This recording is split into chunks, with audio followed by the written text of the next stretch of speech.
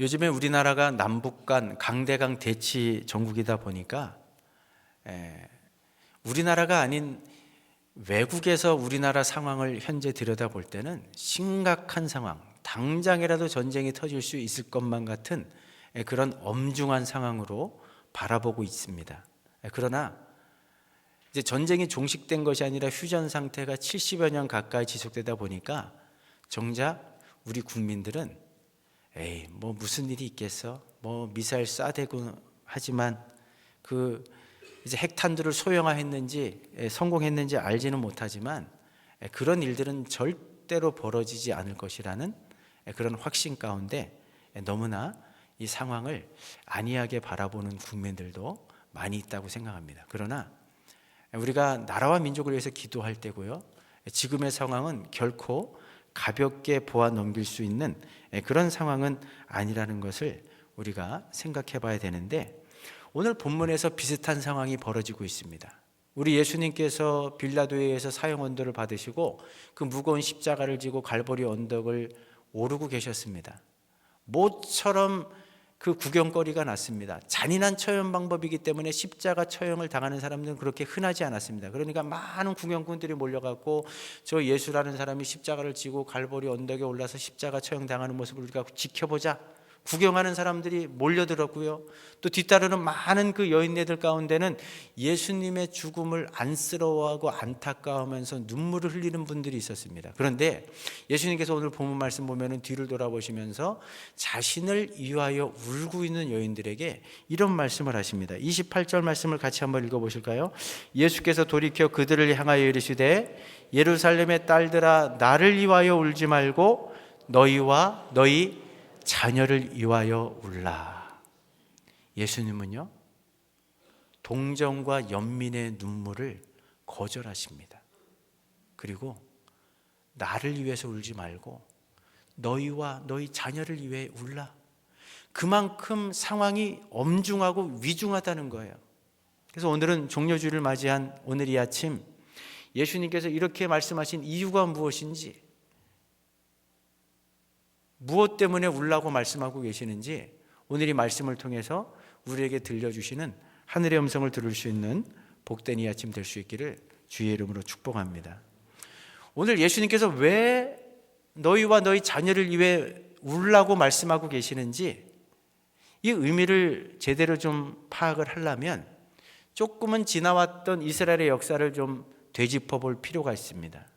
아브라함의 후손이었던 이스라엘 백성들이 그 출애굽 과정에서 하나님께로부터 받았던 은혜와 영광과 또 특권이 무엇인지는 우리가 이미 잘 알고 있습니다. 뭐 조금만 생각해봐도 10가지 재앙, 홍해 한가운데를 건넜던 사건, 시내산에 하나님이 친히 강림하셔서 육성으로 자기 백성을 위해 말씀하셨던 것, 만나와 메추라기, 구름기둥과 불기둥, 반석에서 물이 샘솟듯 솟아난 것, 가나안 정복 전쟁의 과정 속에서 연전연승을 거둔 것, 하나님께서 한 민족을 위해서 이만큼의 은혜를 베푸셨던 적은 없습니다. 그러니까 신명기 4장 말씀 보면 모세가 지난 세월 동안 하나님께서 이스라엘을 위해서 얼마나 크고 놀라운 일들을 행하셨는지를 이렇게 추억하는 장면이 있습니다. 신명기 4장 32절부터 34절까지 말씀 제가 한번 읽어드립니다. 내가 있기 전 하나님이 사람을 세상에 창조하신 날부터 지금까지 지나간 날을 상고하여 보라. 하늘 이 끝에서 저 끝까지 이런 큰 일이 있었느냐? 이런 일을 들은 적이 있었느냐? 어떤 국민이 불 가운데서 말씀하시는 하나님의 음성을 너처럼 듣고 생존하였느냐? 어떤 신이 와서 시험과 이적과 기사와 전쟁과 강한 손과 편팔과 크신 두려운 일로 한 민족을 다른 민족에게서 인도하여 낸 일이 있느냐? 이는 다 너희 하나님 여호와께서 애굽에서 너희를 위하여 너희 목전에서 행하신 일이라. 천지가 창조된 이래로 하나님께서 이스라엘에게 이만큼의 은혜와 기적과 능력을 베푸셨던 일은 전에도 없었고 후에도 없을 거다. 놀라운 은혜와 특권을 받아 누린 겁니다. 하나님께서 이스라엘 민족을 이렇게 특별하게 생각하시면서 갖가지 은혜들을 쏟아부으신 데는 분명한 이유가 있습니다. 목적이 있습니다. 신명기 4장 39절부터 40절 말씀 보면요, 이런 말씀이 있는데 같이 한번 읽어보십니다. 그런즉 너는 오늘 위로 하늘에나 아래로 땅에 오직 여호와는 하나님이시요 다른 신이 없는 줄을 알아 명심하고 오늘 내가 내게 명령하는 여호와의 규례와 명령을 지키라. 너와 내 후손이 복을 받아 내 하나님 여호와께서 내게 주시는 땅에서 한없이 오래 살리라. 하나님이 이런 특별한 은혜를 베푸신 데는 분명한 이유가 있습니다.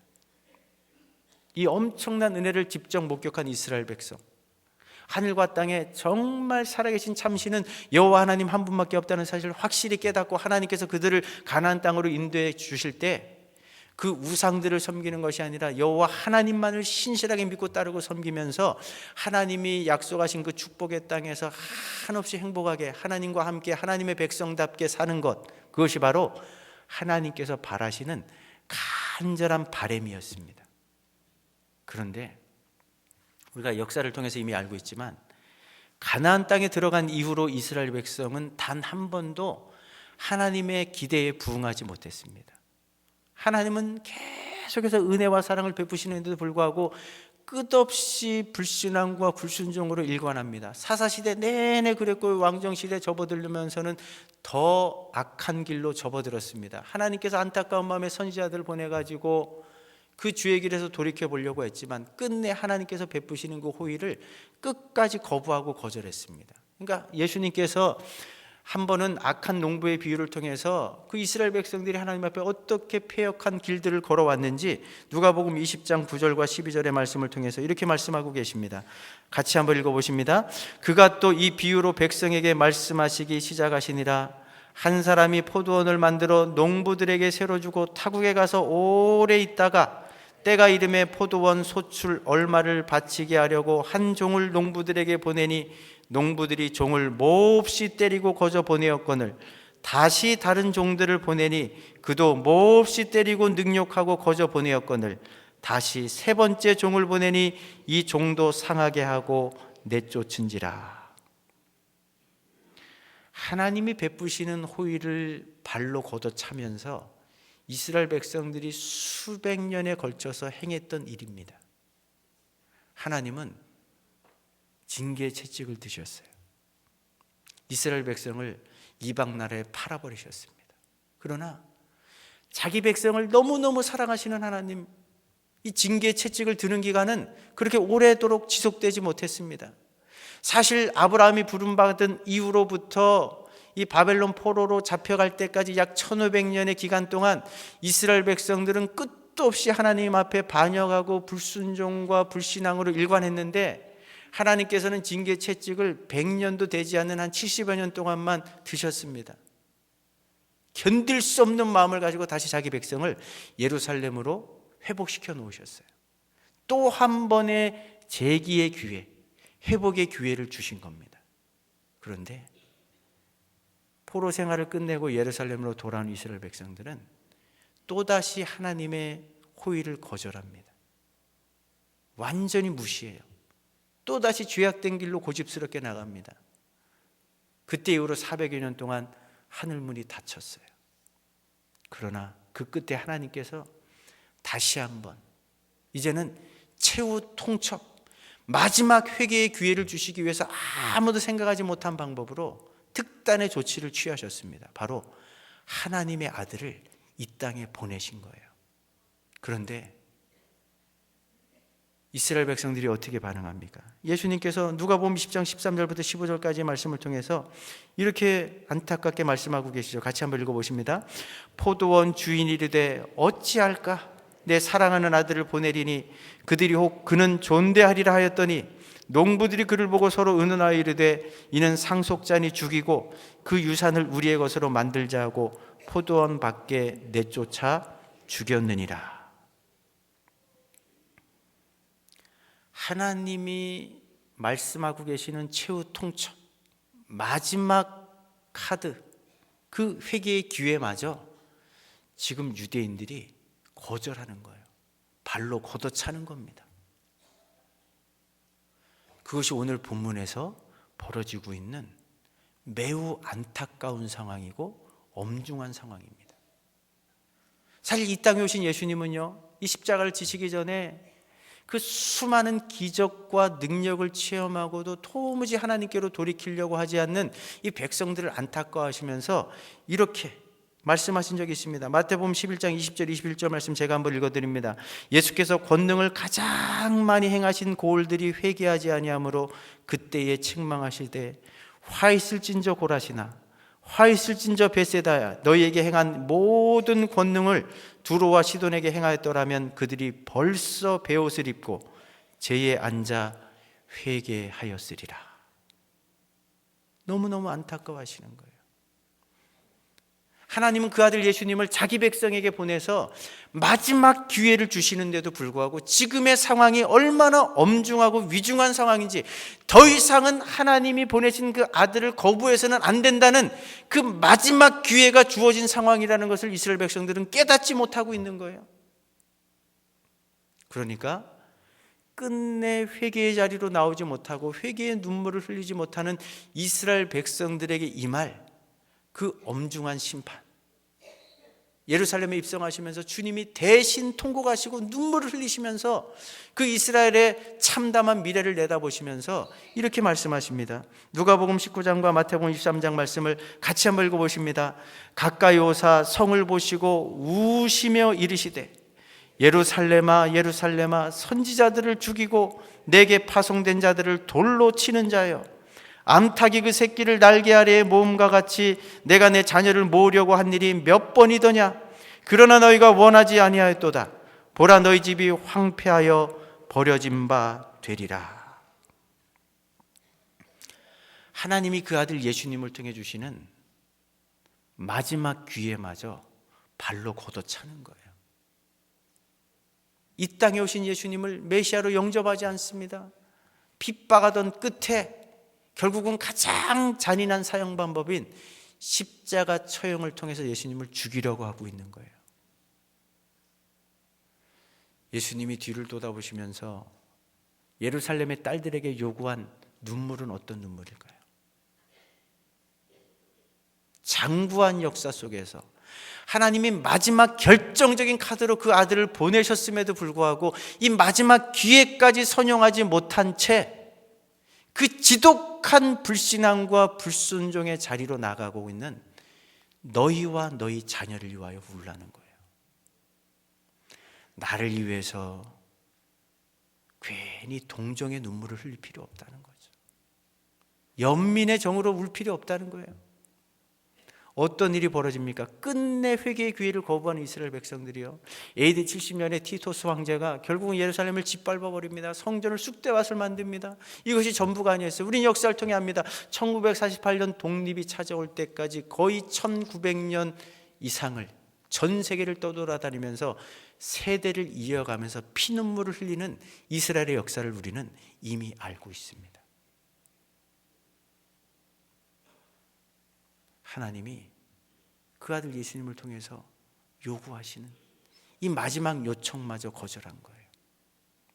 하나님은요, 구약시대 2000년 역사 속에서 결국은 하나님이 베푸시는 각별한 사랑과 은혜를 끝끝내 받아들이지 않고 거부한, 회개하는 자리로 나오지 못한 이스라엘 백성들을 버리십니다. 더 이상의 기회는 주어지지 않았어요.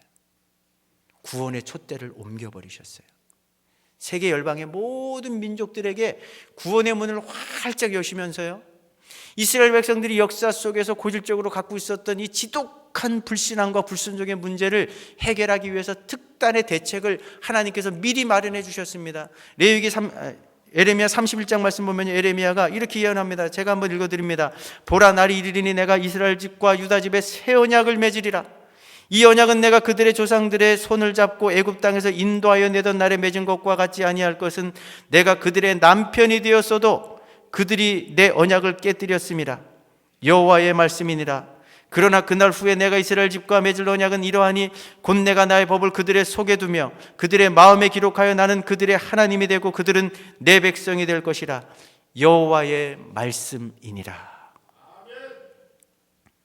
이스라엘 백성들이 역사 속에서 보여준 그 지독한 불신앙과 불순종의 문제, 그 문제의 뿌리를 찾아가 보니까 다른 데 문제가 있는 게 아니에요. 그들의 부패한 마음, 타락한 마음, 이것이 뿌리가 돼가지고 끝도 없는 불순종과 불신앙의 자리로 나가게 만든 것입니다.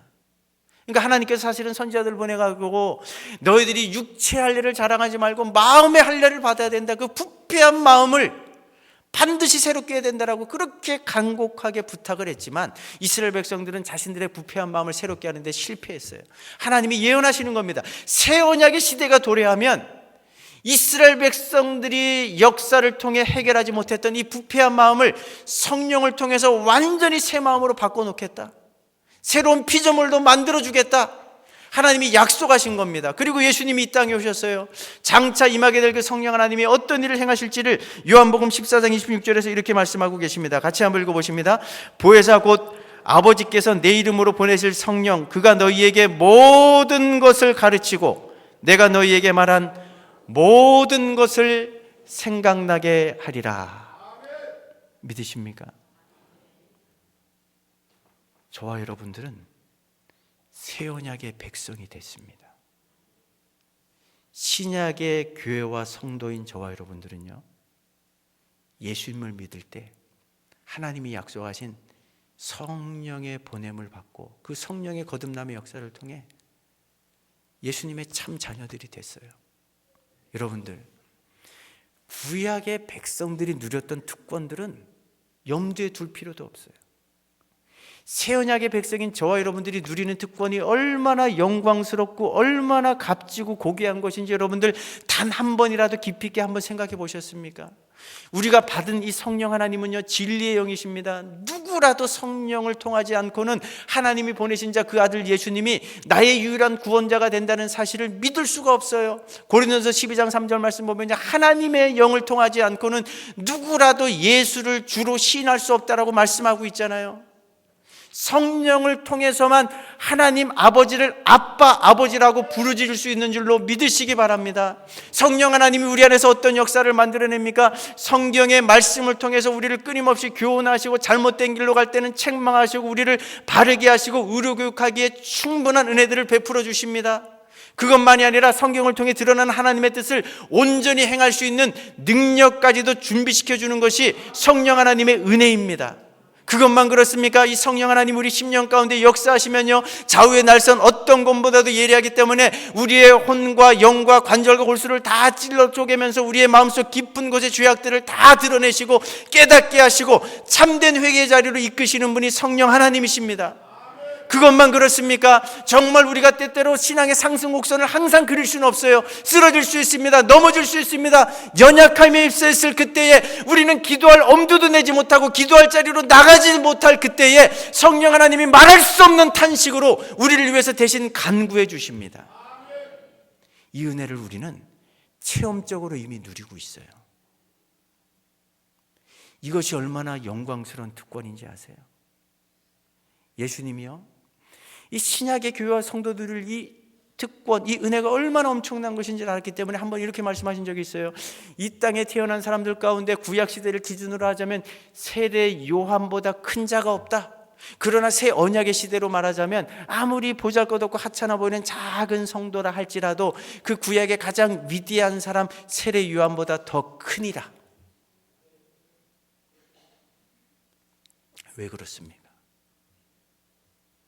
우리가 부러워하는 성경의 수많은 믿음의 선배들, 아브라함이든 다윗이든 다니엘이든 엘리야든 엘리사든, 그 수많은 믿음의 선배들, 의인들이 우리가 보려고 하는 것을 보려고 했지만 그들은 보지 못했습니다. 우리가 들으려고 하는 것 그들도 듣고 싶어 했지만 결국은 들을 수 없었습니다. 주님 말씀하십니다. 새 언약 시대에 너희들은 봄으로 인하여, 들음으로 인하여 정말 복된 자라고 말씀하고 계세요. 여러분들 생각해 보세요. 오늘 유대인들도 생각해 보세요. 어려서부터 성경을 달달달달 암송하던 사람이에요. 모세오경은 웬만한 유대인들은요 다 암송하고 있습니다. 그런데도 구약의 예언자들이 그렇게 예언해 놓은 하나님의 아들로 이 땅에 오신 예수님을 메시아로 식별하지 못했어요. 분별하지 못했어요. 깨닫지 못했어요. 이게 구약 백성들의 근본적인 한계입니다. 성령의 은혜를 받지 못하니까 이런 무지 속에 빠지고 마는 거예요. 그런데 우리는 단번에 하나님이 보내신 자 구원자 된 예수님을 알게 된 거예요. 믿게 된 거예요. 그리고 그분이 원하신 뜻이 무엇인지 분별할 수 있고요, 그분이 원하신 뜻대로 살 수 있는 충분한 힘과 능력까지도 성령을 통해서 공급받게 된 줄로 믿으시기 바랍니다. 이게 얼마나 큰 은혜입니까? 그런데 이 은혜가 큰 만큼, 이 우리가 누리는 특권이 큰 만큼 그만큼의 사명과 책임 또한 막중하다는 것을 우리는 잊어서는 안 됩니다. 예수님이 이렇게 말씀하십니다. 누가복음 12장 47절 48절 말씀 같이 한번 읽어보실까요? 주인의 뜻을 알고도 준비하지 아니하고 그 뜻대로 행하지 아니하는 종은 많이 맞을 것이요 알지 못하고 맞을 일을 행한 종은 적게 맞으리라. 무릇 많이 받은 자에게는 많이 요구할 것이요 많이 맡은 자에게는 많이 달라 할 것이니라. 하나님께서 더 이상 베푸실 은혜는 없습니다. 더 이상 누릴 수 있는 특권, 더한 것은 없어요. 마지막 하나님이 베푸실 모든 것들을 다 받아 누리는 사람들이 저와 여러분들이에요. 마지막 영광스러운 특권을 우리가 만끽하고 있습니다. 그렇기 때문에 우리에게 주어진 사명과 책임은 그만큼 더 크다는 거죠. 근데 구약 이스라엘 백성을 생각해 보세요. 그 엄청난 은혜와 놀라운 특권을 받아 누리면서도 결국은 그 하나님의 호의를 거절합니다. 그 특권과 은혜에 걸맞는 사명과 책임을 다하지 못할 때 하나님께서는 그들을 버리셨어요. 구원의 촛대를 옮겨버리셨어요. 구약의 이스라엘 백성들과는 비교도 되지 않을 만큼의 특별한 은혜를 받아 누리는 은혜가, 우리는 누리는 은혜, 우리가 만약에 그 영광스러운 특권에 걸맞는 사명과 책임을 다하지 못한다면 우리는 기억해야 됩니다. 바울이 이야기합니다. 로마서 11장 20절 21절 말씀 같이 한번 읽어보십니다. 옳도다 그들은 믿지 아니함으로 꺾이고 너는 믿음으로 섰느니라. 높은 마음을 품지 말고 도리어 두려워하라. 하나님이 원 가지들도 아끼지 아니하셨은즉 너도 아끼지 아니하시리라. 뭘 말씀합니까? 그 엄청난 은혜와 사랑과 특권에도 불구하고 이에 걸맞는 사명과 책임을 다하지 못할 때 원가지였던 이스라엘을 꺾어버리셨다는 거예요. 하물며 접붙임을 당한 우리들이 구약의 이스라엘 백성들과는 비교도 할 수 없을 만큼의 놀라운 은혜와 특권을 누리고 있는데도 불구하고 그 사명과 책임을 다하지 못한다면 우리도 하나님께서 꺾으시겠다는 거예요. 오늘 예수님께서 왜 너희와 너희 자녀를 위하여 울라고 말씀하실까요? 종려주를 맞이하는 오늘 이 아침 예배하는 저와 여러분들에게 다른 사람을 위하여 울지 말고, 괜히 감상에 젖어서 예수님 십자가 달리신 예수님 생각하면서 울지 말고 너희 자신과 너희 자녀를 위하여 울라고 왜 예수님께서 말씀하고 계실까요? 행여나 구약의 이스라엘 백성들이 역사가 진행되어 오면서 내내 지독한 불신앙과 불순종을 일관했던 그 안타까운 모습이 혹 우리 모습 가운데 나타나고 있지는 않습니까?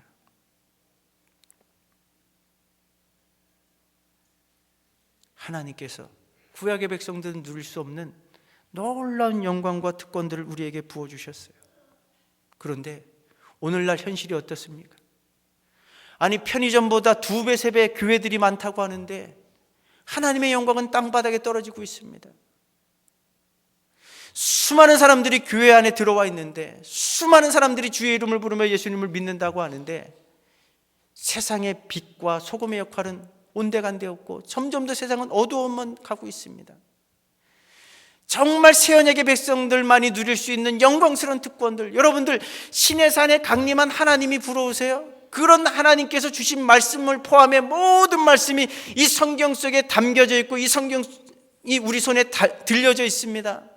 그것만이 아니라 구약의 백성들은 간절히 기대하고 소망했지만 볼 수 없었던 이 땅에 오신 예수님을 이미 우리는 성경을 통해서 확인하고 보고 믿고 있어요.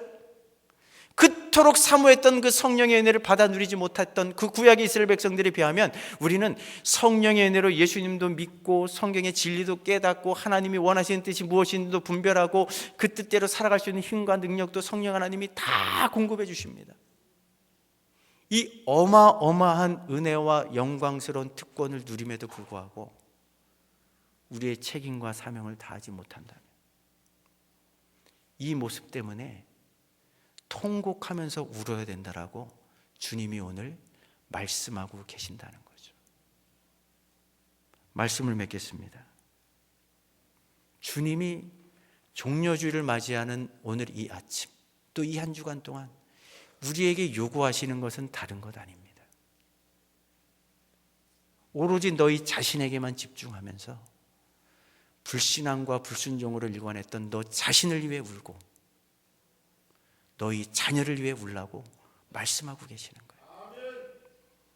바라기는요, 이 한 주간 동안 정말 하나님 앞에 성령 하나님의 그 회개하심의 그 귀한 은총과 역사를 다 누리시는 가운데요, 이 복음의 영광스러운 은혜를 받고 삶에도 불구하고 이 십자가의 은혜를 가볍게 여기고 복음의 은혜를 가볍게 여기고 성령의 은혜를 소홀히 생각하면서 빛과 소금의 역할을 감당하지 못하고 끝도 없이 시리와 절망에 빠져들었고 또 쓰러지고 넘어졌고 정말 하나님의 기대에 부응하지 못했던 우리의 죄악들, 적어도 다른 사람은 몰라도 우리 가족, 내 자녀만큼은 세속에 물들지 않는 경건한 믿음의 자녀로 삼으라고 우리에게 맡겨주셨건만 그 자녀조차 지켜내지 못한 채 학업을 이유로 떠나가고 취업을 이유로 떠나가고 결혼을 이유로 떠나가면서 결국은 하나님으로부터 완전히 멀어져간 그 자녀들을 위해서 정말 통곡하며 이 한 주간 울 수 있는 그런 은혜가 있기를 주의 이름으로 축복합니다.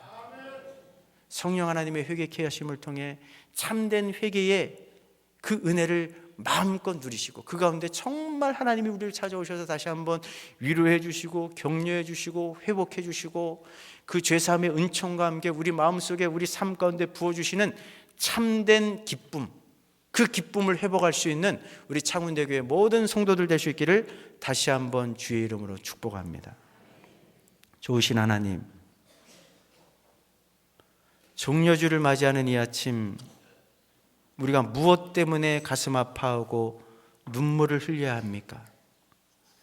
십자가에 달려 고생하시는 예수님 때문에 우리가 울고 있다면 그런 감상적인 눈물, 그런 동정의 눈물은 거둘 수 있도록 도와주시고 그 저주의 십자가를 지실 수밖에 없었던, 아니 예수님을 십자가로 내몰았던 죄인이 바로 내 자신임을 깨닫고 그 엄청난 은혜와 특권을 받아 누림에도 불구하고 지독한 불신앙과 불순종의 자리에 여전히 머물고 있는 내 자신, 하나님이 맡겨주신 자녀조차 믿음의 자녀로 키워내지 못한 우리의 연약함들을 안타까워하며 정말 회개의 고백과 함께 성령 하나님이 깨닫게 하시는 그 은혜로 십자가의 깊은 은혜를 맛볼 수 있는 이 한 주간 되게 하여 주시옵소서. 예수님 이름으로 기도합니다. 아멘. 이어서 예고한 대로 우리 144장 1절 부르시면서 성찬식을 준비하도록 하겠고요. 성찬위원들은 다 앞으로 나와주시고 성찬 예식은 세례교인 이상만 참여할 수 있다는 것 기억해 주시기 바랍니다.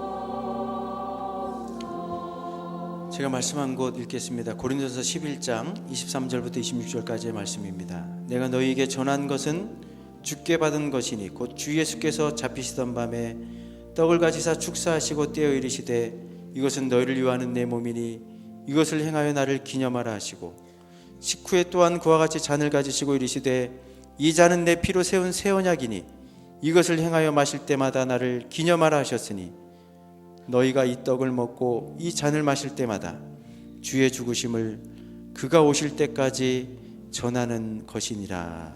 아멘. 우리 주 예수께서 잡히시던 날 밤에 떡과 잔을 가지사 축사하시고 이것은 나의 몸과 피라고 너희를 위하여 주는 새 언약이라고 너희는 이것을 행하여 나를 기념하라고 말씀하셨습니다. 이제 주의 말씀대로 떡과 잔을 나눌 때 주의 사랑과 십자가의 고난을 생각하며 감사한 마음과 경건한 마음으로 이 예식에 참여해 주시기 바랍니다. 기도하겠습니다. 사랑의 주님, 이 성찬 예식을 통해 십자가의 은혜를 다시 한번 경험케 하여 주시옵소서. 우리가 연약함 가운데 지은 모든 죄를 고백하게 하시고 중심으로 우리의 죄를 자백할 때 더러워진 몸과 마음과 영혼을 보혈의 피로 깨끗하게 씻어 주시옵소서. 예수님 이름으로 기도합니다. 아멘. 이제 우리가 144장 1절 한 번 더 부르시면서 떡을 받도록 하겠습니다.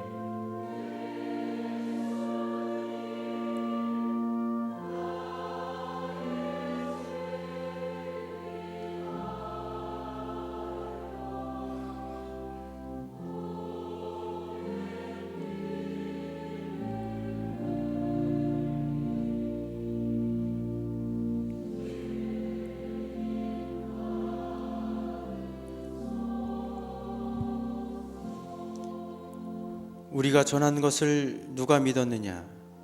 여호와의 팔이 누구에게 나타났느냐? 그는 주 앞에서 자라나기를 연한 순 같고 마른 땅에서 나온 뿌리 같아서 고운 모양도 없고 풍채도 없은즉 우리가 보기에 흠모할 만한 아름다운 것이 없도다. 그는 멸시를 받아 사람들에게 버림받았으며 간고를 많이 겪었으며 질고를 아는 자라. 그는 실로 우리의 질고를 지고 우리의 슬픔을 당하였거늘 우리는 생각하기를 그는 징벌을 받아 하나님께 맞으며 고난을 당한다 하였노라.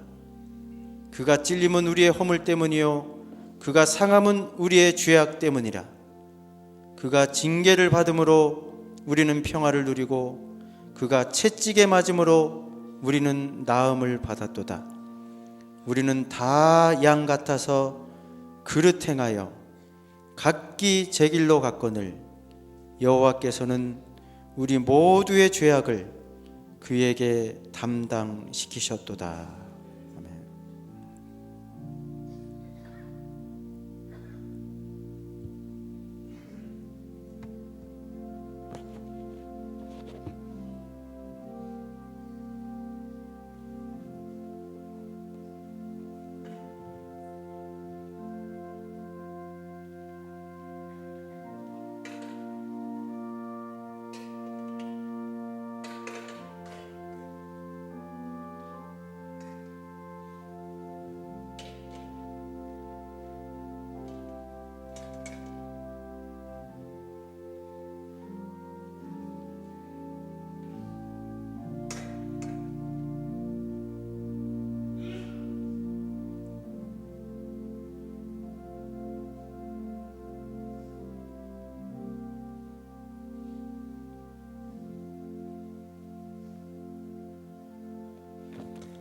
제가 한번 기도하겠습니다. 사랑의 하나님, 믿음으로 주님이 십자가에서 찢기신 그 살을 이 빵을 통해 기념하려고 합니다.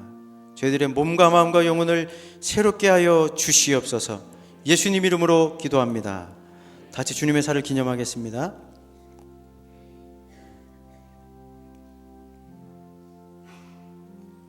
계속해서 찬송가 144장 1절 한 번 더 부르시면서 잔을 받도록 하겠습니다. 마시는 이 잔이 주님의 죄를 정결케 하는 생명의 잔이 되게 해달라고 기도하는 마음으로 준비해 주시기 바랍니다.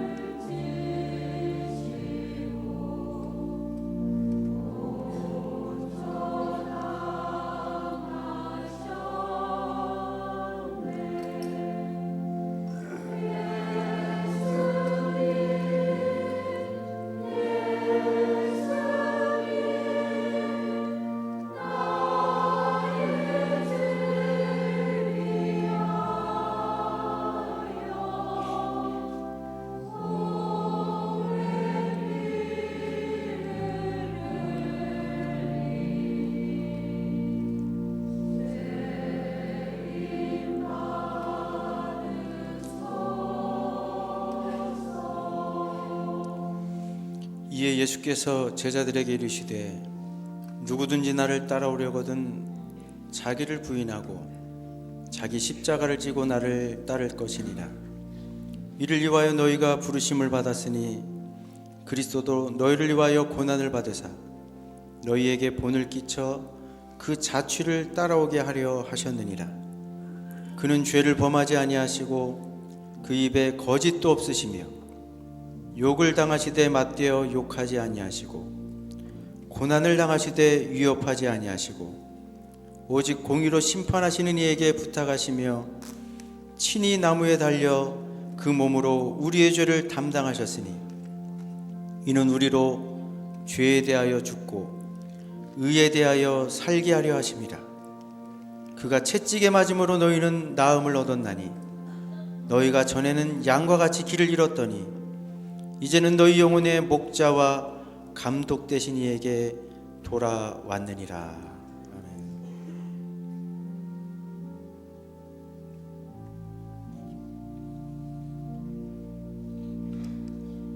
혹시 떡은 받으셨지만 잔을 못 받으신 분 있으면 손을 들어서 표해 주시기 바랍니다.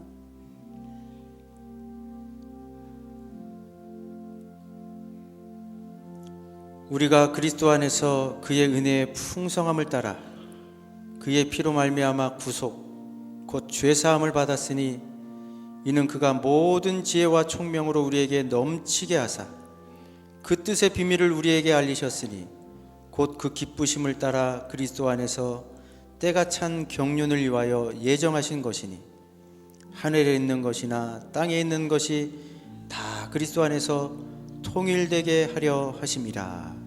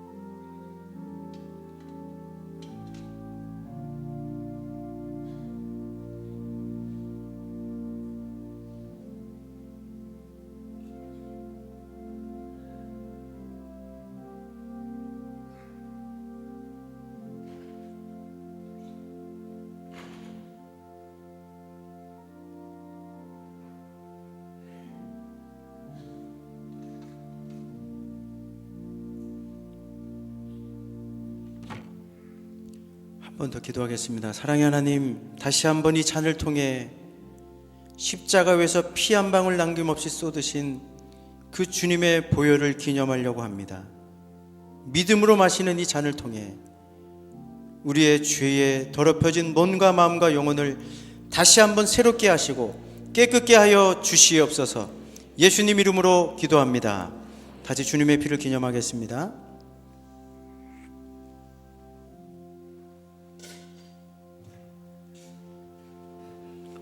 우리 다 같이 한번 합심해서 기도하겠습니다. 사랑의 하나님, 믿음으로 떡과 잔을 떼는 성찬 예식을 거행했습니다. 이 십자가의 보배로운 피가 우리의 몸과 마음과 영혼을 새롭게 하여 주시옵소서. 더 이상 죄의 종이 되지 않게 하시고 사망의 권세를 이기신 그 주님과 함께 죄와 싸워 이기며 부활의 산증인으로 올 한 해 믿음으로 승리하는 저희들의 삶 되게 하여 주시옵소서. 이런 날 우리 합심해서 한 목소리로 함께 기도하십니다. 기도하시겠습니다. 아버지,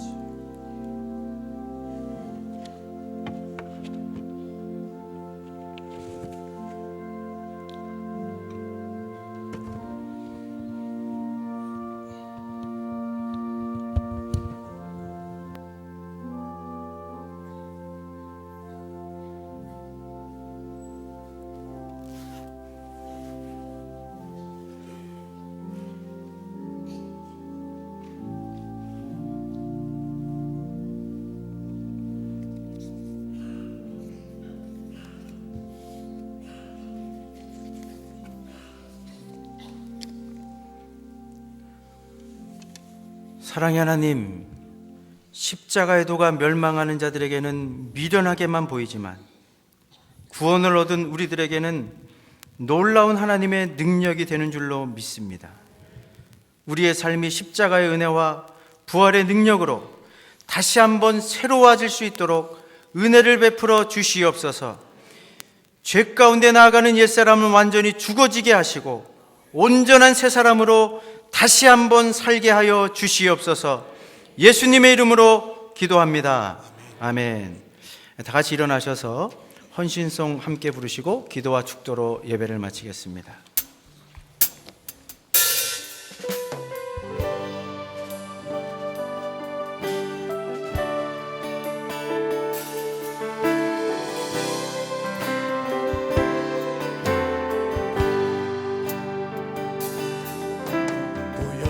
지나 하나님 품으로 보혈을 지나 아버지 품으로 보혈을 지나 하나님 품으로 한 걸음씩 나아가네.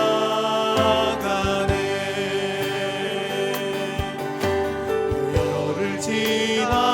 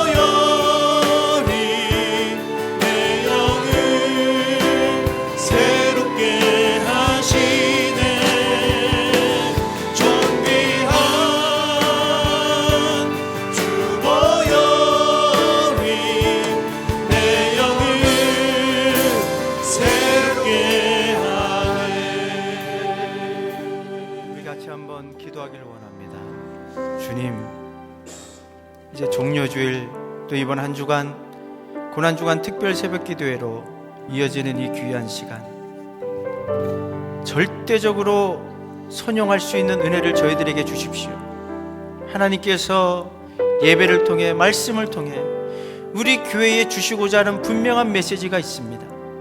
하나님, 엄청난 은혜와 특권을 받아 누리면서도 이에 걸맞는 사명과 책임을 다하지 못했다면 이것 때문에 우리의 가슴을 치며 회개하게 도와주시고 우리 자녀들을 위해서 정말 저들의 믿음을 놓고 목 놓아 울 수 있는 은혜의 한 주간 되게 하여 주셔서 참된 회개의 그 끝에 하나님이 주시는 참된 위로와 회복과 죄사함의 은총과 그 기쁨이 가득한 이번 한 주로 이어질 수 있도록 주님 역사해달라고 우리 합심해서 한 목소리로 함께 기도하시겠습니다. 기도하십니다.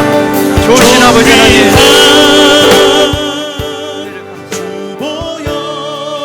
우리 아버지를 믿는 내 영을 새롭게 하시네.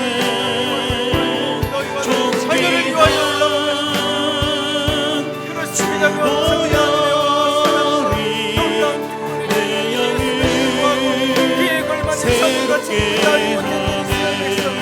아버지 하나님 마지막 위기에 주마저 거부했다. 그 백성들과 이제는 구원의 천대를 위해 오셨지만 아버지 하나님 새롭게 하시네. 여전히 아버지 하나님의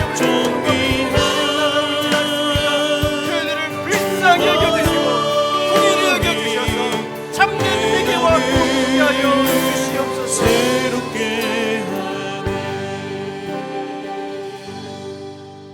이제는 우리 주 예수 그리스도의 은혜와 아버지 하나님의 그 크신 사랑하심과 성령님의 감화감동하심의 그 귀한 은총이 구약에 선택받은 이스라엘 백성들과는 비교도 할 수 없을 만큼의 놀라운 은혜와 영광스러운 특권을 받아 누리고 있는 우리들, 그러나 그것에 걸맞는 사명과 책임을 다하지 못하고 있는 연약한 모습이 있다면 이것 때문에 우리의 가슴을 찢고 또 최소한의 우리 자녀들을 믿음으로 세우지 못한 우리의 연약함들을 고백하며 성령 하나님이 이끄시는 참된 회개의 자리로 이 한 주간 나가고 그 끝에 주시는 참된 위로와 회복과 죄사함의 은총과 기쁨을 마음껏 누리기를 소원하고 다짐하고 결단하며 돌아서는 주의 백성들 머리머리 위에 이제로부터 영원까지 함께 있을지어다. 아멘.